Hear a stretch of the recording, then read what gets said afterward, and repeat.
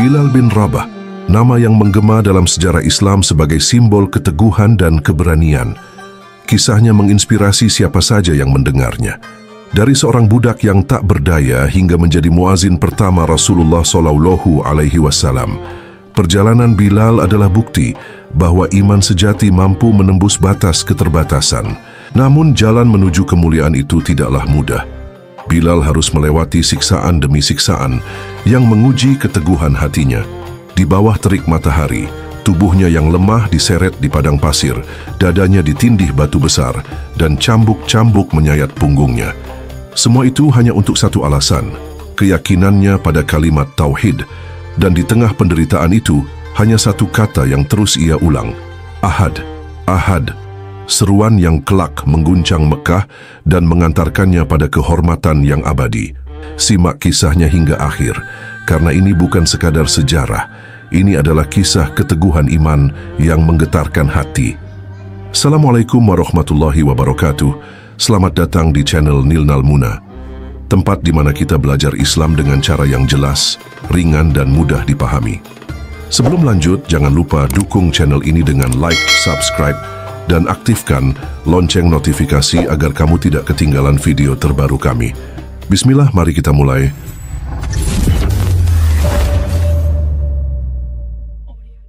Di tanah As-Sarah, sekitar 43 tahun sebelum hijrah, lahirlah seorang bayi yang kelak namanya menggema dalam sejarah. Ia adalah Bilal bin Rabah. Ayahnya, Rabah, adalah seorang pria biasa, sementara ibunya, Hamamah, seorang budak berkulit hitam yang tinggal di Mekah. Karena garis keturunannya dari sang ibu, orang-orang sering memanggilnya Ibnus Sauda, yang artinya putra wanita berkulit hitam. Di saat Mekah mulai disinari cahaya kebenaran, ketika Rasulullah menyerukan kalimat tauhid, Bilal termasuk segelintir orang pertama yang menerima Islam. Kala itu, hanya sedikit yang telah lebih dulu memeluk agama ini, di antaranya Khadijah binti Khuwailid, Abu Bakar As-Siddiq, Ali bin Abi Thalib, Ammar bin Yasir beserta ibunya Sumayyah, serta beberapa sahabat lain seperti Syuhaib Ar-Rumi dan Al-Miqdad bin Al-Aswad. Keputusan Bilal untuk beriman bukan hanya mengubah hidupnya, tapi juga mengukir kisah keteguhan yang akan dikenang sepanjang masa. Bilal bin Rabah merasakan siksaan yang lebih berat dibanding siapapun. Tubuhnya dihantam berbagai bentuk kekerasan tanpa belas kasihan, tetapi ia tetap teguh. Seperti kaum muslimin lainnya yang lemah, Bilal menghadapi cobaan ini dengan kesabaran luar biasa. Sebuah keteguhan yang sulit ditandingi manusia manapun. Berbeda dengan Abu Bakar dan Ali bin Abi Thalib yang masih memiliki perlindungan dari keluarga dan suku mereka, Bilal dan para budak muslim lainnya tidak punya siapapun untuk membela mereka. Tanpa rasa kemanusiaan, orang-orang Quraisy menyiksa mereka habis-habisan, menjadikan mereka sebagai contoh bagi siapa saja yang berani mengikuti ajaran Muhammad SAW. Di antara para penyiksa yang paling kejam adalah Abu Jahal, lelaki yang hatinya telah mengeras seperti batu. Ia bukan hanya mencaci dan menghina Sumayyah, seorang muslimah pertama yang beriman, tetapi juga mengakhiri hidupnya dengan kebiadaban yang tak terbayangkan. Dengan tombak di tangannya, ia menusuk perut Sumayyah hingga tembus ke punggungnya. Darah membasahi tanah dan gugurlah syahid pertama dalam sejarah Islam. Di tengah derita yang mencekam, saudara-saudara seperjuangan Sumayyah, terutama Bilal bin Rabah, terus mengalami siksaan keji dari kaum Quraisy. Saat matahari tepat di atas kepala dan padang pasir Mekah berubah menjadi lautan api yang membakar, siksaan itu semakin menjadi-jadi. Orang-orang Quraisy dengan kejamnya merampas pakaian para muslim yang lemah, menggantinya dengan baju besi yang panas membara, lalu membiarkan mereka terpanggang di bawah terik yang tak tertahankan. Tak berhenti di situ, mereka pun mencambuk tubuh para tahanan dengan brutal, memaksa mereka menghina Muhammad SAW. Sebagian dari mereka, ketika tubuh telah melemah dan rasa sakit tak lagi tertahankan, terpaksa menuruti perintah para penyiksa, meski hati mereka tetap teguh beriman kepada Allah dan Rasul-Nya. Namun, ada satu sosok yang tak pernah menyerah, Bilal bin Rabah. Semoga Allah meridainya. Baginya, setiap cambukan, setiap luka hanyalah harga kecil yang harus dibayar demi cintanya kepada Allah dan perjuangan di jalannya. Umayyah bin Khalaf bersama para algojonya menjadi sosok paling kejam dalam menyiksa Bilal. Cambuk menghantam punggungnya yang telanjang, meninggalkan luka dan perih yang membakar. Namun dari bibir Bilal hanya keluar satu kata, Ahad, Ahad, Allah Maha Esa. Penyiksaan mereka semakin sadis. Dengan penuh amarah mereka memaksanya untuk mengagungkan Lata dan Uzza. Namun Bilal justru mengagungkan nama Allah dan Rasulnya. Ucapkan seperti yang kami perintahkan, bentak mereka. Dengan sisa kekuatannya Bilal menjawab, lidahku tak mampu mengatakannya. Jawaban itu membuat mereka semakin murka dan siksaan pun bertambah kejam. Ketika kelelahan mulai menggerogoti tubuhnya setelah puas menyiksa, sang tiran Umayyah bin Khalaf mengambil tali kasar, mengikat leher Bilal, lalu menyerahkannya kepada gerombolan orang tak berhati dan anak-anak liar. Mereka menyeretnya melewati jalanan kasar Abthah Mekah, seolah Bilal bukan manusia, melainkan sekadar benda tak bernyawa. Namun di tengah siksaan yang begitu kejam, hati Bilal justru dipenuhi keteguhan. Setiap tarikan tali yang menyesakkan, setiap goresan batu di tubuhnya, justru semakin menguatkan imannya. Dengan suara yang tak bergetar sedikit pun, ia terus meneriakkan kalimat yang mengguncang Mekah. Ahad, Ahad, Ahad. Tidak ada rasa takut, tidak ada keluhan, hanya keyakinan yang membara. Hingga pada suatu hari, Abu Bakar As-Siddiq radhiyallahu anhu datang dengan satu tujuan, membebaskan Bilal. Ia menawarkan harga kepada Umayyah, namun sang majikan kejam itu penuh kesombongan, menggandakan harga berkali lipat, yakin bahwa Abu Bakar takkan sanggup membayarnya. Tapi betapa terkejutnya Umayyah ketika sahabat Rasulullah itu justru menyanggupi harga fantastis itu, 9 uqiyah emas. Dengan tawa meremehkan, Umayyah mencibir, "Kalau saja kau menawar 1 uqiyah, aku tetap akan menjualnya." Namun Abu Bakar dengan keteguhan hati menatapnya dan berkata tegas, "Kalaupun kau menawarnya seharga 100 uqiyah, aku tetap akan membelinya." Sebuah pembebasan yang bukan sekadar transaksi, tapi bukti bahwa harga keimanan tak ternilai oleh dunia. Ketika Abu Bakar datang menemui Rasulullah dengan kabar menggembirakan bahwa ia telah membeli dan membebaskan Bilal dari siksaan kejam para penyiksanya, Rasulullah pun tersenyum dan berkata, "Kalau begitu, izinkan aku turut bersekutu denganmu dalam membayarnya, wahai Abu Bakar."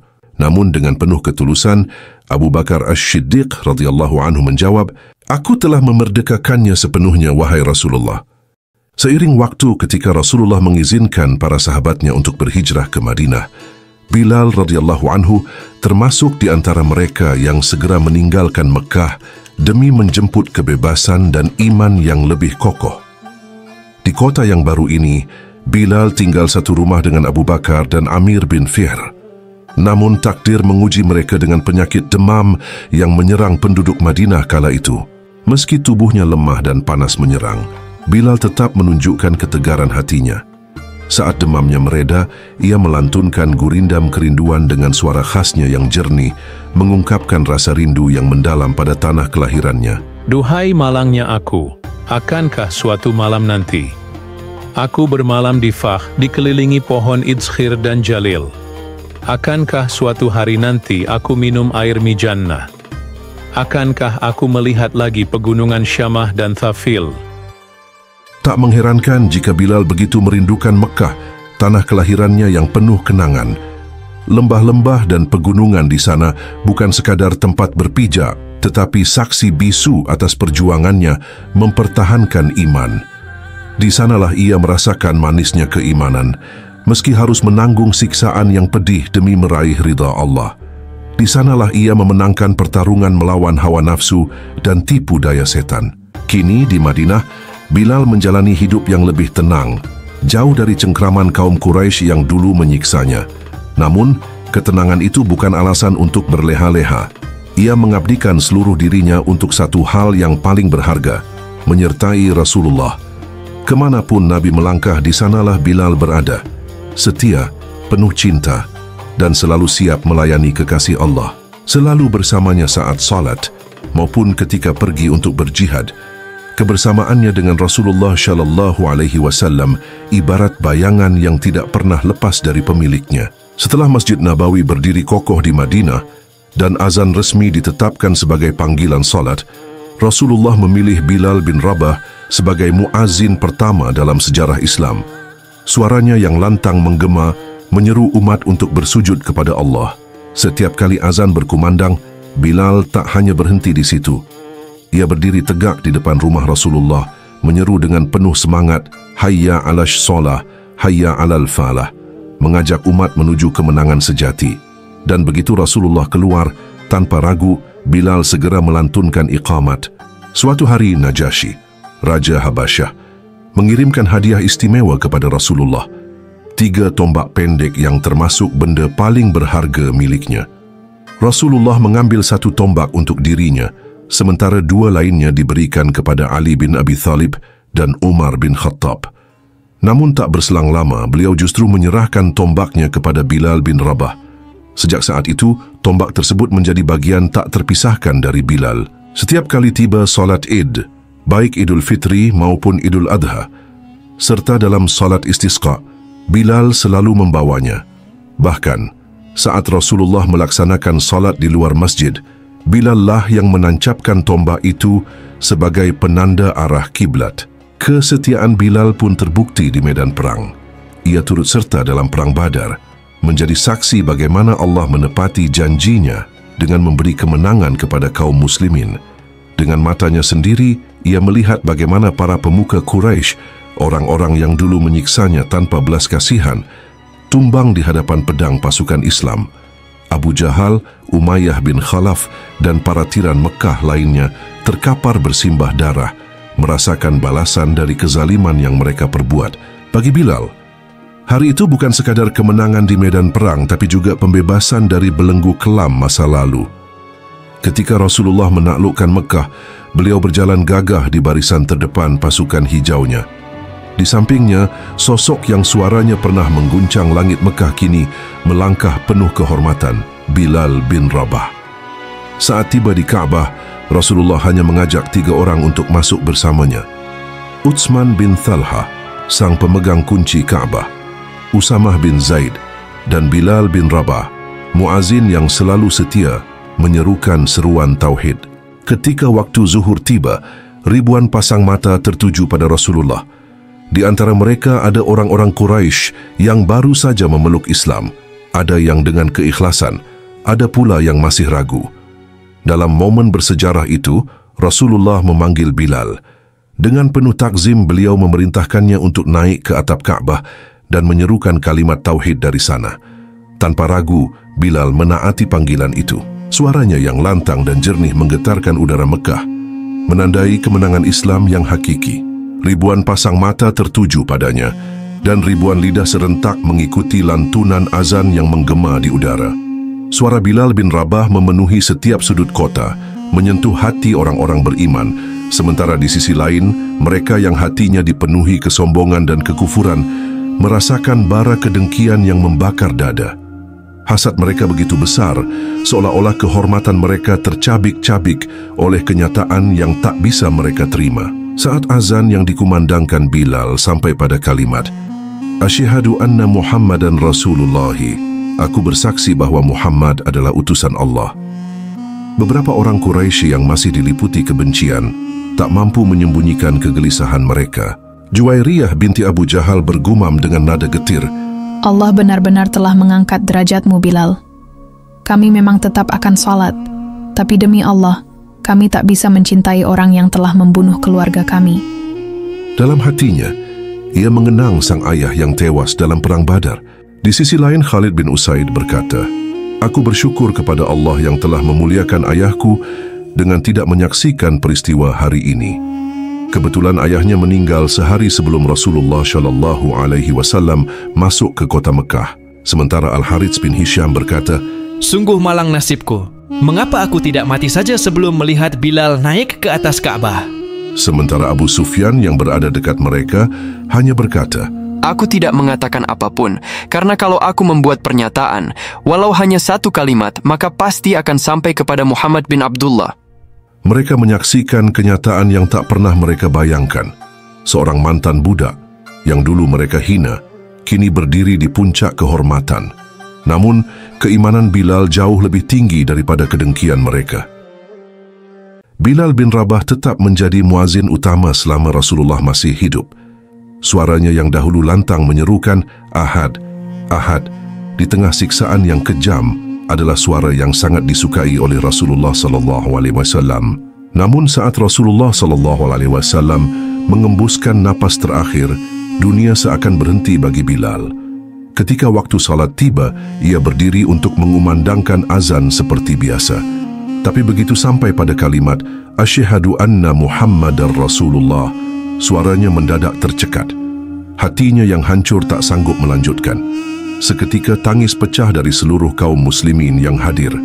Isak tangis memenuhi udara, menggambarkan kehilangan yang tak tergantikan. Sejak saat itu, Bilal hanya mampu mengumandangkan azan selama 3 hari. Setiap kali tiba pada nama Rasulullah, dadanya sesak, suaranya tersendat, dan air matanya tumpah. Kaum muslimin yang mendengarnya pun tak kuasa menahan tangis, merasakan duka yang sama. Kepergian manusia paling mulia yang mereka cintai. Kesedihan mendalam menyelimuti hati Bilal setelah kepergian Rasulullah. Setiap kali hendak mengumandangkan azan, suaranya tercekat, dadanya terasa sesak oleh kerinduan. Ia merasa tak sanggup lagi melantunkan seruan yang dahulu selalu membangunkan Rasulullah SAW untuk salat. Dengan hati yang berat, Bilal pun menghadap Abu Bakar As-Siddiq, pemimpin kaum muslimin setelah Rasulullah, dan dengan penuh harap ia memohon, "Izinkan aku berhenti mengumandangkan azan. Aku tidak sanggup melakukannya lagi." Namun, permohonannya tak berhenti di situ. Bilal juga meminta izin untuk meninggalkan Madinah dan bergabung dalam jihad di negeri Syam. Abu Bakar terdiam sejenak, tampak ragu melepas sahabat yang begitu mulia ini. Namun Bilal dengan suara teguh berkata, "Wahai Abu Bakar, jika dulu engkau membeliku untuk kepentinganmu sendiri, maka tahanlah aku. Tetapi jika engkau membebaskanku karena Allah, maka biarkan aku pergi deminya." Mata Abu Bakar berkaca-kaca.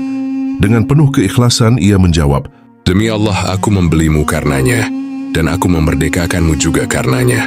Bilal tersenyum tipis lalu berkata tegas, "Jika demikian, aku tidak akan pernah lagi mengumandangkan azan untuk siapapun setelah kepergian Rasulullah."